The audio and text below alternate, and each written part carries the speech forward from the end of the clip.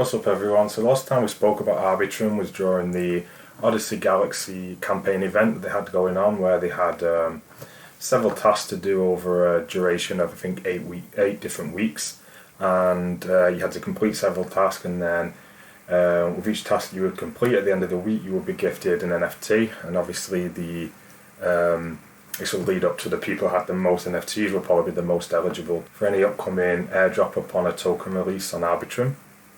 However, the event was actually prematurely paused because the problem was the Arbitrum network in its current state. It just couldn't handle the amount of volume that this campaign was having, and it was affecting all the other testnets and all the other protocols on the Arbitrum blockchain. So they decided to go ahead and pause the event until further notice, until Nitro is released, which I do have news that it is going to be released as of in a few days time, but we still don't have a date on when the Galaxy Odyssey event is actually going to be restarted.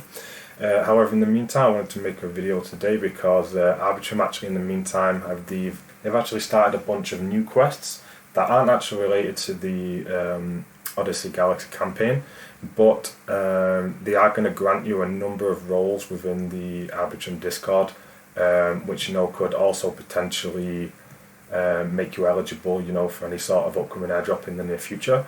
So I just wanted to go through that with you guys now and explain step by step how to do that. So they're actually using guild.xyz. These are the guys that they're using to complete the quest. And then once you follow the link that's in the description of this video, then it will bring you onto this page here. Now the first thing you need to do is you want to click on this button here, join guild, to get the roles, and then you want to connect your wallet, connect your Discord, and connect your Twitter. Now I guess you can call it a good mechanism for them using guild is that it stops people from Sybil attacking the event, because you can't just create 50 different wallets and complete the task with 50 different wallets, because you also now have to have 50 different Discord accounts and then 50 different Twitter accounts, if you get what I mean. So it makes it much harder for people to Sybil attack the event, which obviously is a good thing in one way, because it would make the event harder for people to get multiple accounts into, which would mean less accounts and more tokens per account. But obviously it's a bad thing for people that like to Sybil attack and like to get multiple wallets into airdrops.